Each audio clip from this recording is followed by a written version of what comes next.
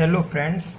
तो 1.1 हमने कर दी थी, हम 1.2 की तरफ बढ़ रहे हैं आगे। 1.1 मैंने करवा दी थी आगे और उसका वीडियो भी अपलोड कर दिया है। अब आज हम 1.2 पर आगे बढ़ेंगे कि सारे सवाल करेंगे। 7 सवाल हैं, सातों इंपॉर्टेंट सवाल हैं, तो सातों करेंगे। तो बढ़ते हैं आगे। देखिए, निम्नलिखित संख्याओं को अभाज्य गुणनखंड के गुणनफल के रूप में व्यक्त कीजिए। तो हमें प्राइम फैक्टर करने हैं, मतलब इसके अभाज्य गुणनखंड 140, 156, 3825, 5005 और 7429। तो हम एक एक करके इसके अभाज्य गुणनखंड करेंगे, सारों को सॉल्व करेंगे एक एक करके। तो सबसे पहले करते हैं हम 140 के। तो चलिए हम बढ़ते हैं आगे। क्वेश्चन नंबर फर्स्ट है 140। देखिएगा, अभाज्य गुणनखंड कैसे करते हैं आपने भी सीखा होगा, नहीं सीखा हो तो फिर सीख लीजिए आज। तो अभाज्य प्राइम फैक्टर कैसे करते हैं। देखिए, ये 140, देखिए भाग दीजिए। 140 में इसका भाग जाता है 2 का, कितनी बार जाएगा 70 बार। फिर 2 का, फिर कितनी बार जाएगा 35। अब इसमें किसका जाएगा 5 का, कितनी बार 7 बार। फिर 7 का और 1। तो इसके 140 के प्राइम फैक्टर कितने आ गए, 2 × 2 × 5 × 7। तो ये हमारा इसका फर्स्ट आंसर हो गया प्राइम फैक्टर। अब इसका जो दूसरा सवाल है वो क्या कह रहा है 156। किसका है 156। ऐसे ऐसे हम सारे का करेंगे, आप ध्यान दीजिए बस 156 का। तो अब इसमें विभाग दीजिए, किसका जाएगा 2 का जाएगा, कितनी बार 2 7 14, 1 बचा, 2 8 16। फिर 2 का जाएगा, 2 3 6, फिर 1 बचा 9, तो ये हो गए। फिर 3 का 1 और फिर 3 3 9, फिर 13 का और फिर ये 1 आ गया। तो इसके 104 मतलब 156। अब इसके प्राइम फैक्टर क्या आ गई, देखिए 2 × 2 × 3 × 13। ये हो गया अपना दूसरा सवाल। तो सारे सवाल सेम ऐसे ही करने हैं, एक एक करके हम सारे करेंगे। अब मैं इसका तीसरा सवाल करता हूँ। देखिएगा, तीसरा सवाल है ये रहा 3825। 3825 3825। तो अब इसमें भाग देना पड़ेगा, कौन सा किसका जाएगा। देखिए, आपको अगर विभाजिता के नियम आते हैं सारे, तो आपको कोई दिक्कत नहीं पड़ती कि किस में किसका भाग देना है। हाँ, अगर आपको नहीं आते हैं तो आप भाग एक एक को चेक करके देख लीजिए। फिर 2 का जाता है, 3 का जाता है, 4 का जाता है, नहीं जाता है, किसका जाता है किसका नहीं जाता है। तो आप ये सब करके भी देख सकते हैं। तो मैं सबसे पहले, देखो पीछे 5 है, तो 5 या तो 3 का जाएगा या फिर 5 का जाएगा। देखो 5 है, 3 का जाता है, देखो करते हैं 3 एकम 3, फिर ये 3 दूनी 6, कितने बचे 2 बचे, 3 7 21, 1 बचा, 3 5 15। चलो 3 का गया। अब देखिए वापस दीजिए, किसका जाता है 3 का जाता है, 3 का जाता है ज्यादा होगा। देखिए 3 6 12, 3 दूनी 6, 1 बचा, 3 5 15, 425 है। फिर देखिए 3 का जाता है, नहीं जाएगा। अब क्यों नहीं जाएगा, क्योंकि देखिए 3 एकम 3, 12 बचेंगे, 4 और ये 5 बच जाएंगे, तो हम सीधा 5 का दे देते हैं। 5 का जाएगा, 5 8 40, 2 बचे, 5 5 25। फिर 5 का जाएगा, 5 एकम 5, 3 बचे, 5 7 35। फिर 17 का जाएगा और 17 एकम 17। तो हमारे पास देखिए आंसर क्या आ गया 3825 का प्राइम फैक्टर, मतलब अभाज्य गुणनखंड आ गए 3 × 3 × 5 × 5 × 17। तो ये हमारा इसका आंसर हो गया।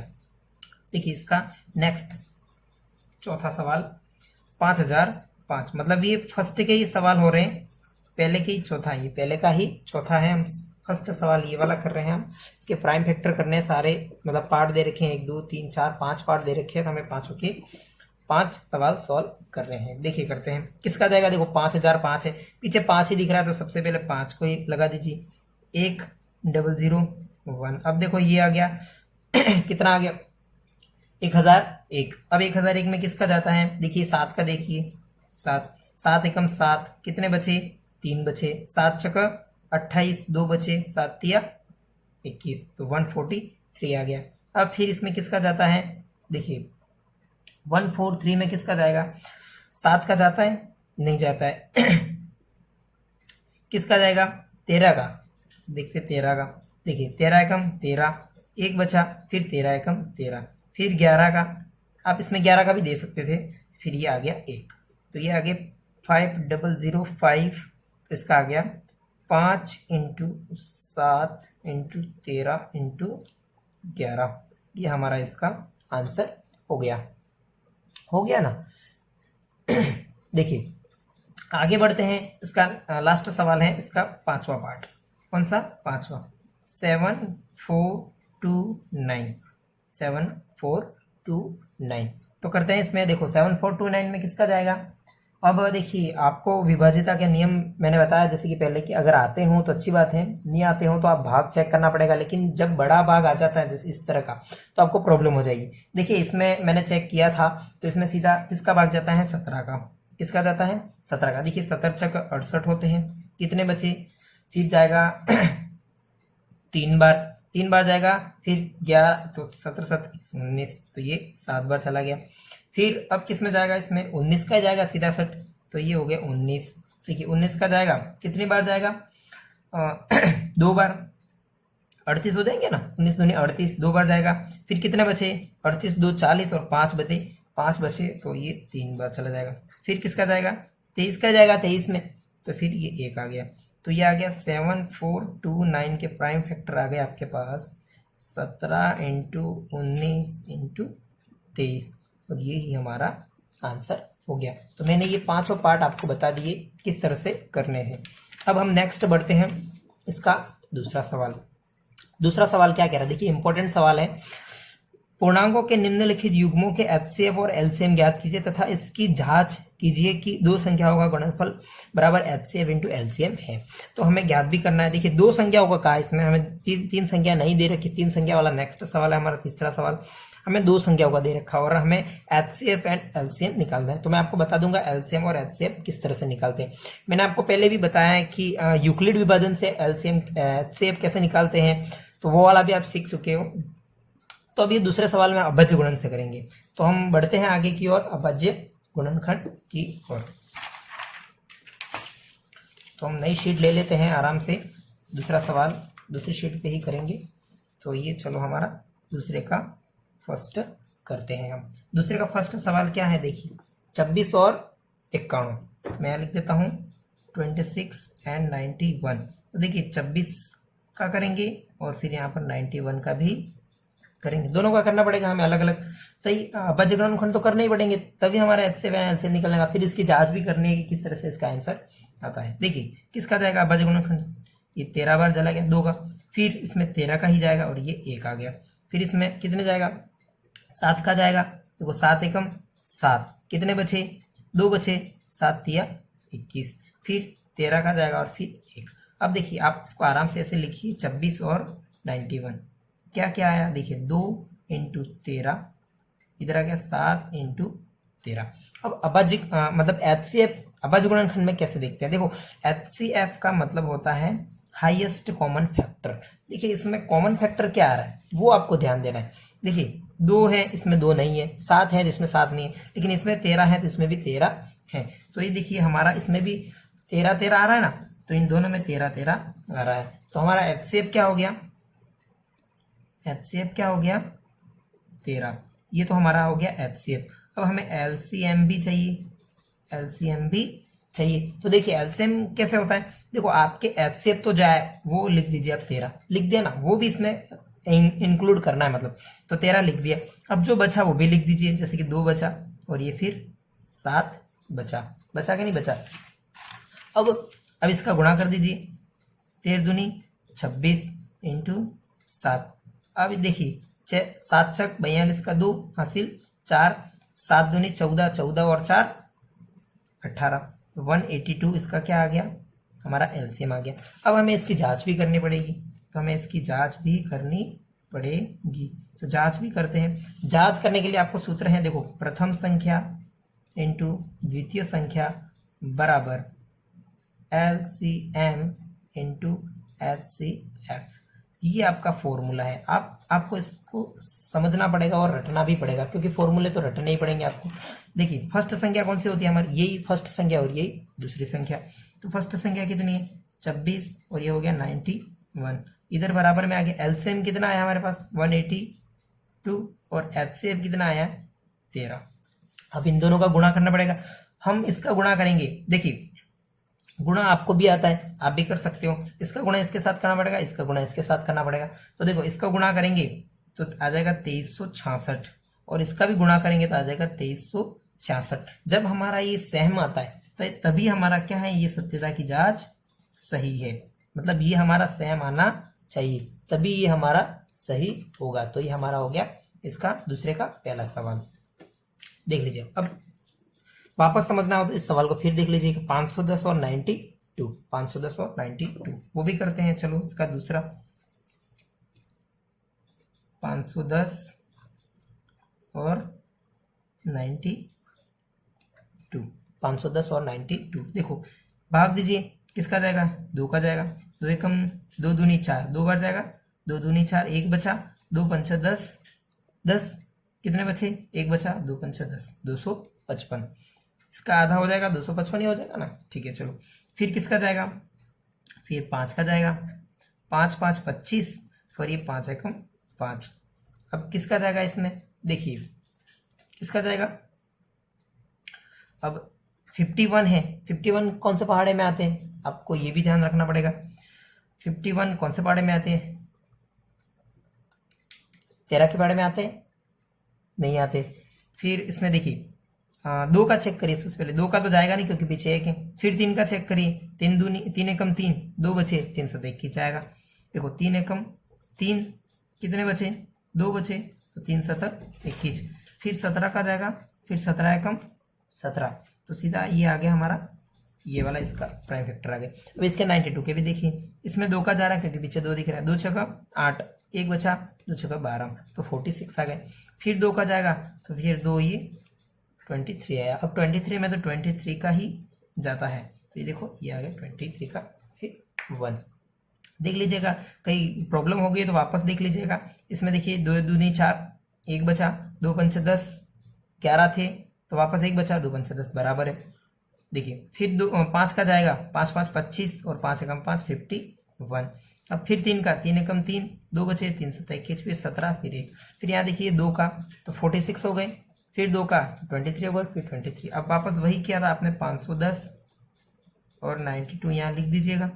देखिए 2 इंटू 5 इंटू 3 इंटू 17, और यहाँ पर आए थे आपके 2 इंटू 23 आए थे ना। और मैंने आपको बताया था एचसीएफ, एचसीएफ क्या होता है, हाईएस्ट कॉमन फैक्टर। देखिए अब इसमें कॉमन क्या क्या है, देखिए एक तो 2 2 दोनों में है कि नहीं। अब 5 है इसमें तो 5 इसमें नहीं है, 3 है तो इसमें 3 नहीं है, 17 है इसमें 17 नहीं है, 2 है तो इसमें 2 नहीं है। देखिए यहाँ 2 है तो यहाँ नहीं है, अब 23 है तो यहाँ 23 नहीं, तो 2 ही कॉमन है, तो हमारा एचसीएफ कितना हो गया, 2। ये तो हमारा एचसीएफ हो गया। अब एलसीएम बताया था मैंने, क्या बताया था, एलसीएम क्या बताया था, ये तो इंक्लूड करना ही है, हमको करना ही है ना एलसीएम। अब जो बचा वो लिख दीजिए, जैसे कि ये 5 बचा, 3 17 2 23, ये सारे बचे ना। फिर 5, फिर 3, फिर 17, फिर 2 भी बचा है, और फिर 23 भी बचा हुआ है। बचा हुआ कि नहीं बचा हुआ है। अब इसका हमें क्या करना पड़ेगा, गुणा करना पड़ेगा। तो इसका गुणा करना पड़ेगा ना, तो इसका एलसीएम कितना आएगा, देखिए इसका गुणा 5 दूनी 10, और ये हो गए 30, 30 और 70 या 51, 510 510 5 1000, 510 और इंटू 2 करेंगे, 510 तो 1020 आ जाएगा। 1020 का गुणा 23 के साथ करेंगे तो ये आ जाएगा 23, ये आ जाएगा 23460। ये हमारा एलसीएम आ गया, क्या आ गया, एलसीएम। अब हमें इसकी सत्यता की जांच भी करनी थी, सत्यता की जांच भी करनी थी। जांच करने के लिए मैंने बताया था आपको, क्या बताया था, प्रथम संख्या इंटू द्वितीय संख्या बराबर एलसीएम इंटू एचसीएफ। तो देखिए प्रथम संख्या क्या थी, आपने यही किया अभी। देखिए प्रथम संख्या क्या थी, 510, दूसरी संख्या 92, एचसीएफ आया 2, एलसीएम आया 23460। तो मैं लिख रहा हूं यहाँ पे 510 इंटू 92, एक हमारा आया है 2 एचसीएफ, और ये आया है हमारा 23460। तो इन दोनों का गुणा करना पड़ेगा हमें, और हमारा सेम हमको निकालना पड़ेगा। देखिए इसका गुणा करेंगे तो हमारे पास कुछ आंसर ये आ जाएगा, 46920, 46920 और इसका भी आ जाएगा 46920। तो ये जब हमारे सेम आएंगे तब हमारा ये सत्य होगा। अब हम इसके नेक्स्ट पे बढ़ते हैं। जो लास्ट सवाल बचा हुआ है इसका 336 और 54, क्या बचा हुआ है 336 एंड 54, 336 एंड 54। अब हमें इसके भी प्राइम फैक्टर करने पड़ेंगे। इधर मैं लिखता हूँ 54, ये बना दिया हमने प्राइम फैक्टर के लिए। अब देखिए 336 में देते हैं, किसका जाएगा 2 का जाएगा, 2 एकम 2, फिर 13 हो गए, 2 छक्का 12, फिर 1 बचा, 2 अठ 16, फिर 2, फिर 8 और ये 4, फिर 2, ये 4 और ये 2, फिर 2 का जाएगा, फिर ये आ गए 2 और 21, और फिर 3 का जाएगा, फिर 7 और फिर 7 का जाएगा, फिर 1। तो ये हमारा इस तरह से आ गया। अब इसमें देखिए फिर 2 का जाएगा, 2 7 14 27 बचे, 3 का जाएगा 9 बार, फिर 3 यहाँ पर 3 और ये 1। तो ये हमारे प्राइम फैक्टर आ गए इसके। अभी मैंने लिखा था यहाँ पर लिख दीजिएगा, 336 का जो मान है वो लिख दीजिए 2 इंटू 2 इंटू 2, कितनी बार है 1 2 3 4 बार, देखिए 2 बार और ये 4 बार हो गया, और एक 3 बार है और ये 7 है। यहाँ इसके भी लिख दीजिए 54 के भी, कितना आया 2 इंटू 3 इंटू 3 इंटू 3, देखिए ये आया ना 2 और 3 बार 3। अब मैंने आपको कहा था HCF, क्या कहा था HCF का मतलब होता है हाईएस्ट कॉमन फैक्टर। देखिए कॉमन फैक्टर कौन कौन से आ रहे हैं, एक तो 2 दोनों में आ रहा है, देखिए ये वाला आ रहा है कि नहीं आ रहा है, और एक चीज देखो यहाँ पर 3 है, देखो ये 3 वाला दोनों में कॉमन आ रहा है कि नहीं आ रहा है, देखिए यहाँ पर भी 3 है, यहाँ पर भी 3, देखिए 2 और कोई 2 नहीं आ रहा है, 3 एक ही बार आ रहा है, 7 भी नहीं आ रहा है, और बाकी कुछ भी नहीं आ रहा है। देखिए ये 2 और 3 ही कॉमन आ रहे हैं, तो हमारा HCF कितना हो जाएगा 2 इंटू 3, मतलब 3 दूनी 6, ये हमारा हो गया HCF। अब रहा LCM के लिए भी मैंने बताया, ये जो आ गया वो लिख दीजिए 6 आ गया ना। अब 6 के बाद बचा कौन सा 1 2 3, देखो 2 इंटू 2 इंटू 2, यहाँ पर ऊपर 7 भी बचा हुआ है 7, फिर इंटू नीचे 3 2 बार, देखिए 3 है तो वो भी लिख दीजिएगा। अब इसका एलसीएम कितना आएगा, सबका गुणा करना पड़ेगा, वो हमारा क्या हो जाएगा एलसीएम हो जाएगा।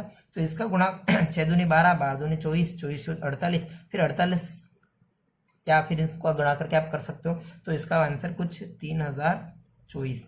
देखिए गुणा आपको आता है इसलिए मैं गुणा नहीं बता रहा हूँ, क्योंकि आप 10th क्लास में तो गुणा आपको जरूर आता होगा, तो ये मैंने गुणा करके नहीं बताया, मैंने सीधा गुणा कर दिया है। अब रही हमारी सत्यता की जांच, तो यहाँ पर जांच भी करनी पड़ेगी हमको, क्या करनी पड़ेगी जांच भी करनी पड़ेगी।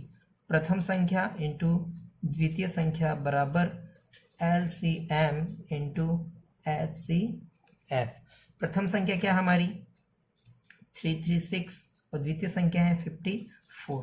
LCM कितना आया हमारे पास 3024 और HCF आया है 6। अब इन सब का गुणा करेंगे, आप इन सब का गुणा करेंगे तो आंसर कुछ आपको मिलेगा 18 14 4, और इसका भी मिलेगा 18 14 4। तो ये हमारा आंसर हो गया। इस सब का गुणा करेंगे तो आपको आंसर यही मिलेगा, और ये हमारे दोनों सेम ही आएंगे तो ही हमारी सत्यता की जांच सही है। और जो हमने ये जो सब किया वही हमारा तभी सही होगा जब ये हमारा ये सत्यता की जांच सही मिलेगी। देखिए अब तो ये तो था दूसरे के सारे पार्ट। अब रहा तीसरा सवाल। तीसरा सवाल भी इंपॉर्टेंट है 3 के लिए। हम ये 2 फैक्टर किए थे, अब 3 के लिए। अभाज्य गुणनखंड विधि द्वारा निम्नलिखित पूर्णांकों के HCF एंड LCM ज्ञात कीजिए। देखो 12 15 21 17 23 29 8 9 25, हम इन सब का हमको क्या ज्ञात करने HCF और LCM। देखो आपको कैसे हाईएस्ट कॉमन फैक्टर भी मिल गया, जो बचा वो भी आपको LCM भी मिल जाएगा। अब यहाँ 2 का था, हमें यहाँ 3 का करना, बस यही बात है, बाकी कुछ बात नहीं है। तो हम बढ़ते हैं आगे, नेक्स्ट सीट पर आगे बढ़ते हैं। देखिएगा तीसरा सवाल, कौन सा सवाल तीसरा।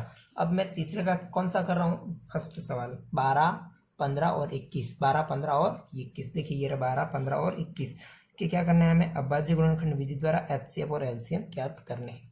तो हम करते हैं। देखिए 12 लिखता हूँ यहाँ पर, 12 15 एंड 21, ये 3 चीजें आपको दे रखी है। अब इन 3 चीजों में आपको क्या करना है, तीनों के अभाज्य गुणनखंड करने पड़ेंगे। देखिए 12 इधर लिख रहा हूँ, 15 इधर लिख रहा हूँ 21 जी।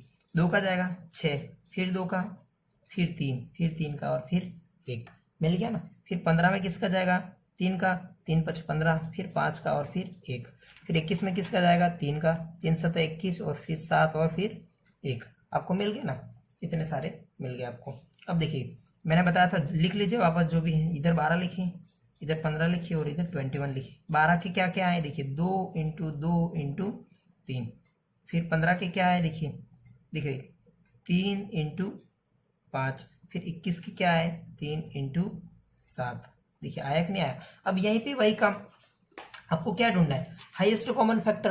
क्या ढूंढना है, हाईएस्ट कॉमन फैक्टर। तो हाईएस्ट कॉमन फैक्टर ढूंढिए। देखिए 2 है तो 2 कहीं नहीं है, 2 इधर कहीं नहीं है, 3 देखिए इसमें है, इसमें है और इसमें है, तो हमारा ये देखो ये 3 3 और ये 3, जो तीनों में मिल गया ना हमें, तो हमारा क्या होगा, एचसीएफ होगा। क्या हो जाएगा, एचसीएफ। तो मेरा एचसीएफ कितना आ गया, 3। ये तो मेरा एचसीएफ हो गया। अब एलसीएम भी आपको बताया मैंने, क्या बताया है, ये देखो 3 तो इंक्लूड होगा इसी। अब जो बाकी बचे उसको छोड़ दीजिए, लिख दीजिए, मतलब 2 इंटू 2, नीचे बचा 5 और इधर बचा 7, बचा ना। अब इसका क्या करना है, हमें एलसीएम का गुणा करना पड़ेगा, करना तो पड़ेगा ही सही। अब देखिए 3 दूनी 6, 6 दूनी 12, 12 पंच 60, देखिए 60 आया और ये 7 आया, फिर 7 छक 42, तो ये आ गया 420। तो ये हमारा इसका आंसर कितना आ गया, 420। बस हमने निकाल दिया ना, एचसीएफ और एलसीएम दोनों का निकाल दिया। अब देखिए हमें नेक्स्ट सवाल पे बढ़ना है, 17 23 और 29। 17 23 और 29, तो मैं इसका दूसरा सवाल यहाँ लिख रहा हूँ, 17 23 और 29। देखिए तीनों अभाज्य संख्या है, तो अभाज्य संख्या का भी करेंगे हम। देखिए 17 23 और 29, ठीक है 17 में सिर्फ 17 का ही जाएगा एक बार, 23 में 23 का ही जाएगा एक बार, और 29 में 29 का ही जाएगा एक बार, क्योंकि तीनों अभाज्य संख्या है। तो लिख लीजिए, कोई टेंशन नहीं। देखिए इधर 17 लिखिए, इधर 23 लिखिए और इधर 29 लिखिए। क्या क्या फैक्टर आए, देखिए क्या क्या फैक्टर आए 17 ही आया, खुद 17, इधर कितना आया 23 ही आया और इधर कितना आया 29 ही आया। अब यहाँ प्रॉब्लम क्या, हाईएस्ट कॉमन फैक्टर तो हमें मिला नहीं, तो हमारा एचसीएफ क्या होगा। तो आपको टेंशन नहीं लेनी, जब आपको एचसीएफ नहीं मिलता, कोई भी कॉमन फैक्टर नहीं मिलता, तो आपको पता है एक तो सब में कॉमन होता ही है, तो वही एक हमारा क्या हो गया, एचसीएफ हो गया। ये जो एक होगा ना, वही हमारा क्या हो जाएगा, एचसीएफ। तो इसका एक आंसर हो जाएगा। अब एलसीएम भी बताया मैंने आपको, एलसीएम भी बताया, जिस एक को इंक्लूड करिए। देखिए फिर 17, फिर 23 और फिर 29। अब इन सबका गुणा कर दीजिए, वो आपका क्या आ जाएगा, आंसर आ जाएगा। तो अपना इसका आंसर आ जाएगा कुछ, एलसीएम आ गया इसका अपना 11 33 9, मतलब 11 33 9। ये आपका क्या आ गया, इसका एलसीएम आ गया। अब रहा इसका तीसरा सवाल, इसका लास्ट सवाल कौन सा बचा हुआ है, देखो 510 92 हो गया। अब 336 और 5 4, अब हमें इसका निकालना पड़ेगा। सॉरी ये वाला है, 17 23 29 हो गया, 8 9 25। हमने दूसरा तो पूरा कर ही लिया है, अब तीसरे का दूसरा हमने हो कर लिया, थी 8 9 और 25 हमारा बाकी है। तो 8 9 और 25 का करते हैं, इसका थर्ड पार्ट इसका 8 9 और 25। अब बाजी गुणनखंड कुछ इस तरह से ही करने पड़ेंगे, एलसीएफ और एचसीएफ हमें निकालना है, तो अब बाजी गुणनखंड करने पड़ेंगे। 2 का जाएगा 4 बार, फिर 2 का, फिर 2 बार, फिर 2 और फिर 1 आ गया। इसमें 3 बार 3 और फिर ये 1 आ गया। इसमें 5 बार जाएगा, फिर 5 का फिर 1 बार जाएगा। तो सबसे पहले आप लिख दीजिए ऐसा, यहाँ पे 8 के हैं और ये 9 के हैं और ये 25 के हैं। देखो 8 के क्या क्या है, 2 2 और 2, और 9 क्या है 3 इंटू 3, और इसके आए 5 इंटू 5। देखिए यहाँ पर भी कुछ कॉमन हमको मिल नहीं रहा है। देखिए यहाँ 2 है, इसमें 2 नहीं है, इसमें 3 है, तीनों में 3 नहीं है, 5 है, तीनों में 5 नहीं है। तो हमारे पास कुछ एक तो होगा ही सही, कुछ एक तो होगा ही सही, वही हमारा क्या हो जाएगा, एचसीएफ। एचसीएफ एक हो गया हमारा, एचसीएफ एक हो गया। और एलसीएम मैंने आपको बताया है क्या, देखो एक तो ये आएगा ऐसा ही, और जो बचा वो लिख दीजिएगा। कौन कौन सा बचा, देखो 2 इंटू 2 इंटू 2, फिर 3 इंटू 3 इंटू 5 इंटू 5। तो हम सबका गुणा कर दीजिए। देखिए 2 दूनी 4, 4 दूनी 8, 8 दिया 24, 24 देखो अब आ गया यहाँ पे 24। अब देखिए 25, 25 दिया 75, 25 दिया 75। अब 24 और 75 का गुणा कर दीजिए, क्या आता है देखिए 24 और 75 का गुणा करेंगे तो देखिए एक एक का कर दीजिए, या फिर मैं इसको यहाँ पे कर देता हूँ। देखिए 75 और ये हो गया 24 आ गया ना। 5 छक 20 हासिल 2 आ गई, 7 छक 28 और 2 29, और ये फिर जाएगा 10 का 0 हासिल 1, 7 दूनी 14 और 1 15, तो ये आ गया 0 9 7 और 1 1790, और ये हमारा क्या आ गया इसका एलसीएम आ गया। तो ये दोनों हमको मिल गई और इसके तीनों पार्ट हमने निपटा दिया। अब आ गया चौथा सवाल। चौथा सवाल भी हम नेक्स्ट शीट पर करते हैं। इस शीट को हम गायब करते हैं, नेक्स्ट शीट हम लेते हैं हाथ में। चौथा सवाल देखिए, चौथा सवाल बहुत इजी भी है और थोड़ा इम्पोर्टेंट भी है। देखिए एचसीएफ आपको दे रखा है 306 और 657 का 9 दे रखा है 9, और एलसीएम आपको पूछा है 306 और 657 का ज्ञात कीजिए। ये आपको ज्ञात करना है। देखिए आपको एचसीएफ अभी जो हमने निकाला ना उसी तरह से आपको ये दे रखा है, और हमको एलसीएम अपन को पूछा है। तो कुछ इस तरह से करते हैं, लिखता हूं मैं यहाँ पर चौथा सवाल। देखिए आपको क्या क्या दे रखा है, एचसीएफ दे रखा है किस किस का, 306 और 657, कितना है 9, ये आपको दिया है। क्या है दिया है। आपको ज्ञात करना है एलसीएम, किसी संख्या का एलसीएम ज्ञात करना है 306 और 657 का, इसी संख्या का हमें ज्ञात करना है। तो देखिए इंपॉर्टेंट सवाल है थोड़ा, तो ध्यान दीजिएगा। देखो आपको प्रथम संख्या और द्वितीय संख्या, ये दो संख्या प्रथम संख्या और द्वितीय संख्या होती है, तो मैं लिख देता हूँ फर्स्ट संख्या। देखो फर्स्ट नंबर आपका दे रखा है, कौन सा दे रखा है 306। इसी तरह से आपको सेकंड भी दे रखा है, कौन सा 657, और आपको आपने फॉर्मूला पढ़ा है कौन सा, देखिए प्रथम संख्या इंटू द्वितीय संख्या बराबर LCM इंटू HCF। ये पढ़ा है कि नहीं पढ़ा है देखिए तो प्रथम संख्या कौन सी है 306 और द्वितीय संख्या कौन सी है 657। एलसीएम कितना आपको, एलसीएम आपको ज्ञात करना है, तो एलसीएम का एलसीएम ही रखिए, और एचसीएफ आपको 9 दे रखा है, दे रखा है कि नहीं दे रखा है 9। अब इसको पक्षांतरण कर दीजिए, हमको एलसीएम चाहिए, क्या चाहिए एलसीएम। देखो ये 306 यहाँ पहले से ही है 657, और ये देखो 9 था इस तरह, बाकी किस में आ गया बटे में आ गया।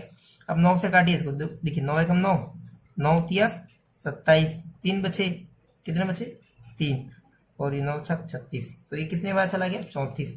तो एलसीएम आपके पास कितना आ गया 34 इंटू 657। आप इसका गुणा कर दीजिए, आपका आंसर मिल जाएगा। तो आप इसका गुणा करेंगे तो आपका आंसर आ जाएगा 22 33 8, ये आपका आंसर मिल गया। तो ये था आपका चौथा सवाल। कौन सा सवाल, चौथा सवाल। अब ये पांचवा सवाल देखिए, अब ये थोड़ा इंपॉर्टेंट सवाल है। जांच कीजिए कि क्या किसी प्राकृत संख्या n के लिए संख्या 6n अंक 0 पर समाप्त हो सकती है।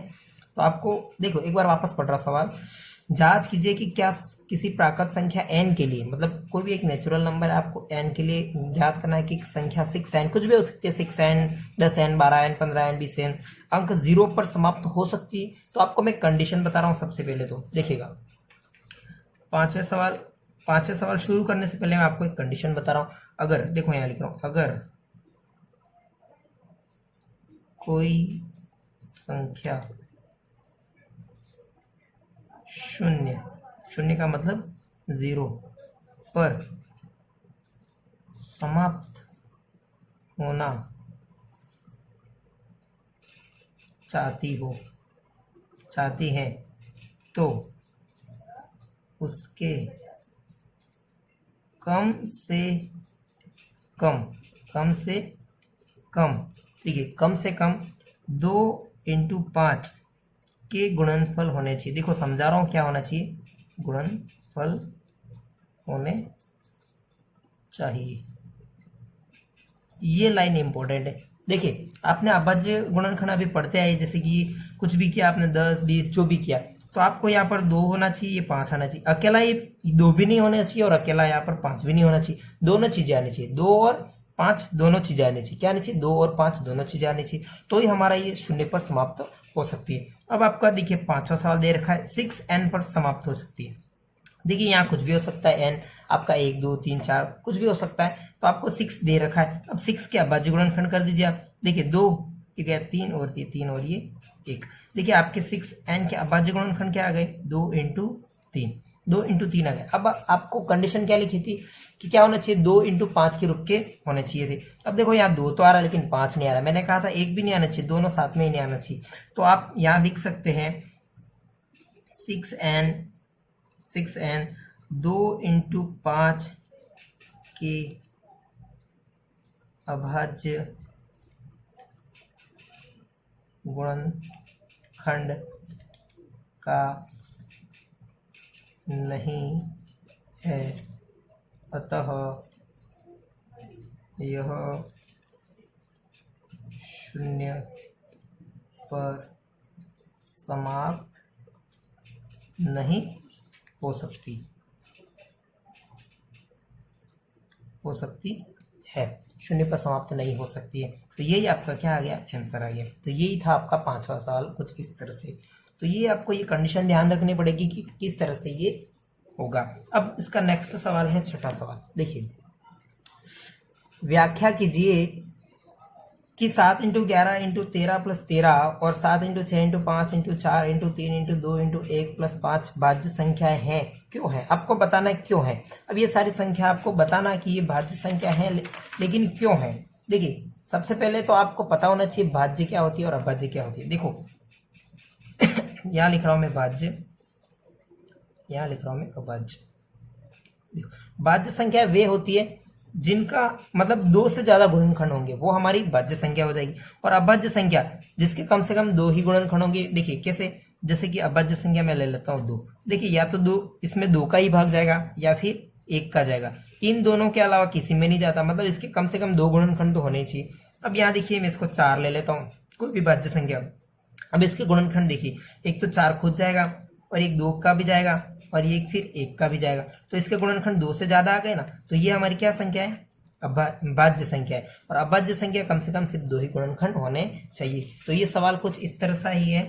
कौन सा सवाल, छठा सवाल। छठे सवाल को भी हम करेंगे। देखो आपको छठे सवाल में वापस देख रहा हूं मैं। देखिए 7 इंटू 11 इंटू 13 आपको ये 2 पार्ट दे रखे हैं। अब दोनों संख्या आपको बताने की भाज्य है या है, तो क्यों है। देखिए पहला पार्ट इसका सॉल्व कर रहा हूं मैं, पार्ट नहीं दे रखा है लेकिन आपको ऐसे ही बता रहा हूं। संख्या दे रखी है 7 इंटू 11 इंटू 13 प्लस 13। देखिए यहाँ पर भी खुद का एक गुणनखंड है भाज्य में भी, और यहाँ अभाज्य में भी खुद का एक गुणनखंड है। तो ये इंपॉर्टेंट है, किस तरह से वो भी कर देते हैं। देखिए अब यहाँ से आप देखो प्लस में 13 है, 13 इसमें भी आ रहा है, 13 इसमें भी, 13 कॉमन निकाल दीजिए। 13 कॉमन निकाल दिया, अंदर क्या बचा 7 इंटू 11, 13 चला गया और ये प्लस 1 का 1 बचा। अब यहाँ से देखिए 13 का 13 बचा, 11 7 77 होते हैं प्लस 1 कितना हो गया। देखिए 13 का 13 आ गया, 77 और 1 कितने होते हैं 78। तो यहाँ से आपको 2 गुणनखंड मिले। देखिए 13 इंटू 78। अब यहाँ से 2 मिले। मैंने अभी बताया आपको कम से कम इस देखो एक तो खुद का गुणनखंड होना ही चाहिए, तो एक खुद का गुणनखंड होता ही है। तो आपको यहाँ से 2 से ज्यादा गुणनखंड मिले। तो देखो आपको यहाँ लिख सकते हैं संख्याओं में 2 से ज्यादा गुणनखंड है, अतः यह भाज्य संख्याएं है। बस कुछ इसी तरह से इसका दूसरा पार्ट भी करना है। दूसरे पार्ट में भी आपको इतनी सारी संख्या दे रखी है, 7 6 5 4 3 2 1। तो यहाँ मैं वापस लिख रहा हूँ 7 6 5 4 3 2 1 और प्लस में 1 भी दे रखा है आपको, प्लस में सॉरी 5 दे रखा है। क्या दे रखा है 5। देखो प्लस में 5 है, प्लस में 5 है, इधर भी 5 है, तो आप 5 कॉमन निकाल दीजिए। निकाल दिया ना, अंदर क्या बचा 7 into 6 into 4 into 3 into 2 into 1 plus का इधर 1 बचा ना। देखिए 5 का 5। अब इस सब का गुणा कर दीजिए, सबका गुणा करेंगे तो आपको मिलेगा 1008 प्लस 1।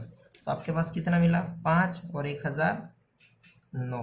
देखो यहाँ पर भी आपको मिला 5 इंटू 1009 9। ये दो तो आपके वो सेम कंडीशन मिल गया, और एक खुद का भी गुणनखंड होता है, तो आप यही लाइन वापस यहाँ लिख सकते हैं कि इसके भी क्या होंगे, 2 से ज़्यादा गुणनखंड होंगे तो ये भाज्य संख्याएं होगी।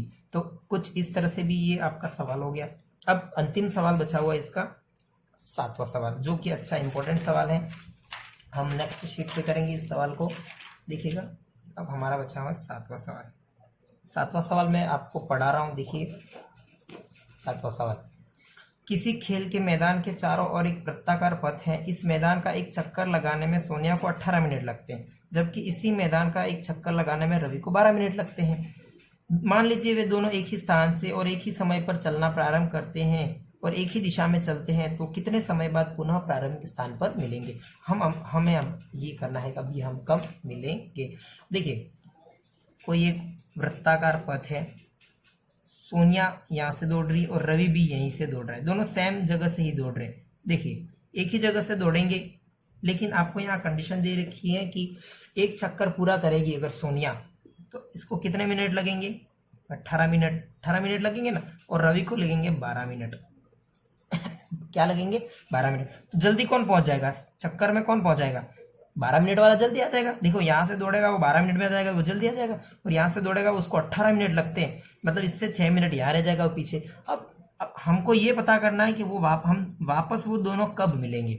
तो आपको कुछ नहीं करना है, आपको जो संख्याएं दे रखी है आपको कब मिलेंगे, क्योंकि वह न्यूनतम संख्या ज्ञात करनी है हमें। तो 12 और 18 का क्या कर दीजिए, भाज्य गुणनखंड करके आप इसका क्या लिखिए, एलसीएम निकाल दीजिए, आपका आंसर मिल जाएगा।